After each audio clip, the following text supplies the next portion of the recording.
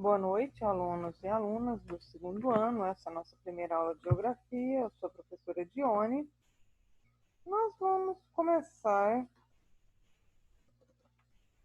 falando da formação territorial e organização do espaço geográfico brasileiro. A formação do território brasileiro ela vai se iniciar no século XIV, quando os portugueses ocuparem a parte da América que lhes cabia lá no Tratado de Tordesilhas. Para quem não lembra, o que foi o Tratado de Tordesilhas? O Tratado de Tordesilhas é um tratado realizado na cidade espanhola de Tordesilhas em 1494, para definir o domínio de Portugal e da Espanha sobre as terras do continente americano. Quando os colonizadores desembarcaram pela primeira vez no litoral brasileiro, as terras encontradas elas já eram habitadas. Havia milhares de anos por diversos povos indígenas. No início do século XV, os portugueses vão ocupar uma faixa litorânea e vão promover a exploração do pau-brasil. Após essa exploração do pau-brasil, temos uma outra atividade econômica, que é as lavouras de cana-de-açúcar e engenhos.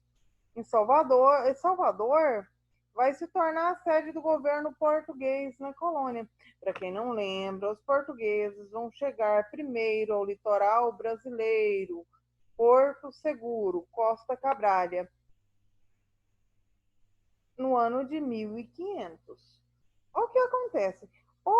As primeiras vilas a surgir são São Vicente, em 1532, Olinda, em 1537, Nossa Senhora da Vitória, em 1551, São Sebastião do Rio de Janeiro, em 1565 e Salvador, em 1549.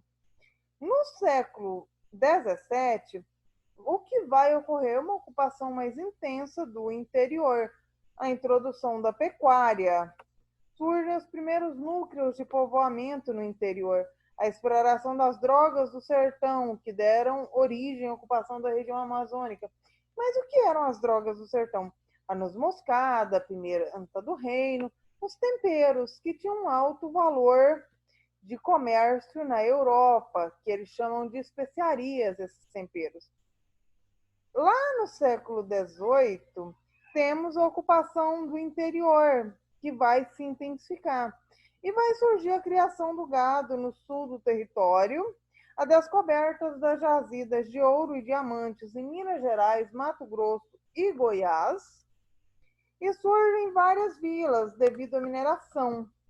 A sede do governo português ela vai ser transferida de Salvador para o Rio de Janeiro. Ou seja, a primeira capital brasileira é Salvador e, posteriormente, a mesma vai ser transferida para o Rio de Janeiro.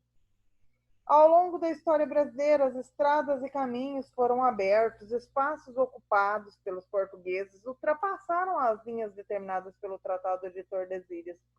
O território brasileiro começou a ganhar uma forma parecida com a atual. No século XIX, vai ocorrer a independência do Brasil, em 7 de setembro de 1822.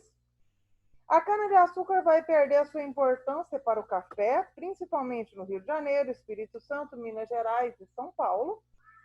A exploração da borracha da Amazônia, algodão no Nordeste, ampliam-se as vias de acesso ao interior, formando os primeiros eixos de comunicação e integração do território brasileiro. Desde 1903, o território brasileiro apresenta os mesmos limites, ele não aumentou e nem diminuiu.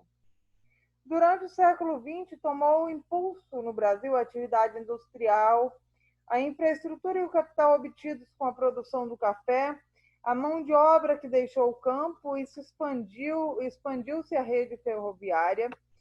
A sede político-administrativa foi transferida para o Centro-Oeste com a criação de Brasília em 1960, impulsionando a integração do Centro-Oeste ao restante do país, principalmente após 1970. E o campo começou a modernizar-se cada vez mais. Produção de soja, trigo, arroz, milho se tornaram muito importantes. Como foi possível perceber nessa revisão, durante os últimos 5 séculos, o território brasileiro ganhou gradativamente novas áreas e passou por transformações até chegar à organização espacial interna que apresenta hoje.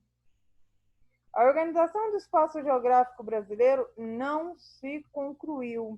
Assim, pode-se dizer que esse processo é contínuo, pois a sociedade atua na construção e transformação do espaço de acordo com cada momento histórico. Para quem não lembra, temos a questão da formação étnica da população brasileira. Quando a gente fala formação étnica, nós queremos dizer a origem étnica da sua população.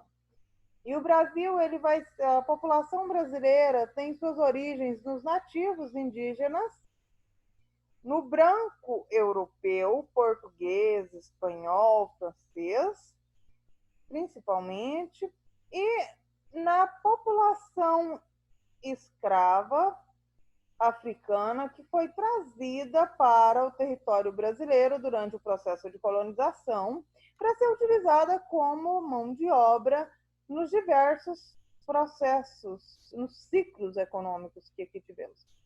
Nós vamos ver isso com mais clareza nas próximas aulas. Vai ficar uma pequena atividade para vocês, o texto vai ser postado na plataforma e nas próximas semanas a gente corrige a atividade e damos prosseguimento ao conteúdo. Boa noite.